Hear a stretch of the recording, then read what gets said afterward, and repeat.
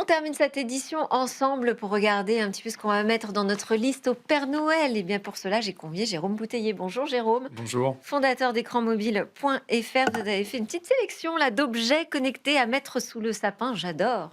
Oui, effectivement, les objets connectés devraient être très très nombreux sous le sapin cette année. Pour se rendre compte, c'est à peu près 3 milliards d'unités qui sont vendues chaque année. Et désormais, c'est un parc de près de 30 milliards d'objets connectés selon une estimation d'Ericsson. Alors évidemment, le produit le plus vendu, c'est le smartphone. Il s'en vend environ 1,3 milliard d'unités chaque année, avec des marques qu'on connaît tous. Apple, leader en volume et en valeur, qui précède ensuite les Coréens de Samsung, les Chinois de Xiaomi, Oppo, Vivo. Pour ma part, je vous propose de vous intéresser à un produit d'une marque française, Crosscall, le Stellar X5S, qui s'est associé à la station de ski Chamonix-Mont-Blanc. Donc pour un produit un peu pensé pour les alpinistes et les sportifs, il On est le voit vendu à l'image, super. 699 euros. Il résiste au choc, à l'eau, à des températures glaciales qui peuvent descendre jusqu'à moins 20 degrés. On peut l'utiliser avec des gants, mais il est également éco-responsable avec un châssis fabriqué en aluminium recyclé et une disponibilité des pièces détachées assurée pendant 10 ans. Ah ben voilà, donc on innove en France sur les smartphones. Des conseils sur des ordinateurs, des tablettes? Alors tout à fait, c'est un second segment qui a beaucoup de succès. Selon les estimations, il s'en vend environ 300 à 400 millions d'unités par an. Le leader, on va dire, c'est encore Apple avec ses MacBooks et ses iPads. Il doit affronter une concurrence asiatique. Il doit aussi affronter la concurrence d'Amazon avec ses propres tablettes Fire ou ses liseuses Kindle. Et c'est d'ailleurs d'une liseuse dont je voulais parler aujourd'hui, qui a été conçue par la société Paperslate. Alors je ne sais pas si vous vous souvenez de Michael Dahan, c'était un vrai pionnier de la tablette parce qu'il y a plus de 20 ans, il avait lancé le Cital à la fin des années Ah, 90. C'était la oula, première oui. tablette électronique. Il a eu aussi l'aventure Bookin. Et donc, il revient avec la Paperslate Pro. C'est une tablette qui est vendue 429 euros.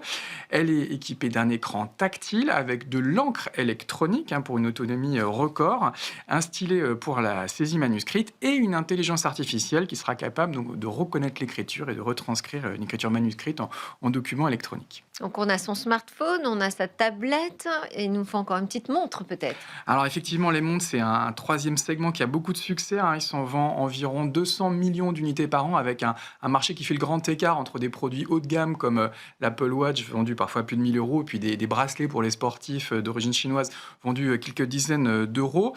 Alors ma recommandation pour Noël, c'est de se tourner vers la marque française WeThings, et Ouais. notamment son dernier modèle, la ScanWatch 2, qui combine un mouvement mécanique traditionnel avec plein de capteurs électroniques. Alors pour 349 euros, cette ScanWatch peut suivre votre température, votre fréquence cardiaque, évaluer le taux d'oxygène de votre sang et calculer votre fréquence respiratoire tout en vous faisant suivre des notifications WhatsApp. J'ajoute une qualité supplémentaire qui n'est pas des moindres, l'autonomie.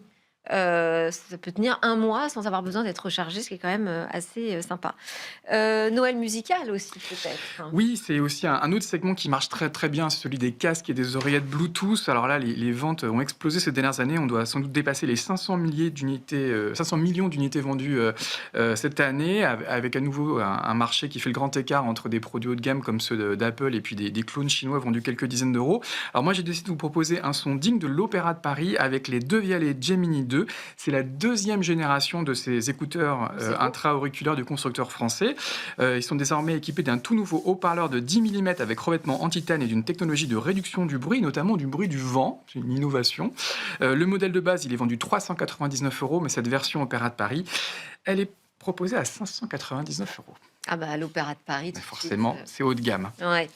Bon, alors on ne peut pas ne pas parler de ce produit que vous adorez, Jérôme. Les Les lunettes lunettes connectées. Les lunettes connectées, effectivement, on peut anticiper une explosion des ventes en 2026, même si les ventes sont encore assez modestes, on parle de quelques millions d'unités par an, avec beaucoup de nouveautés qui sont annoncées du côté des États-Unis ou de la Chine. Alors moi, j'ai décidé de mettre en avant un produit français, les Vive de la start-up Engo, basée sur la technologie Active Look de réalité assistée.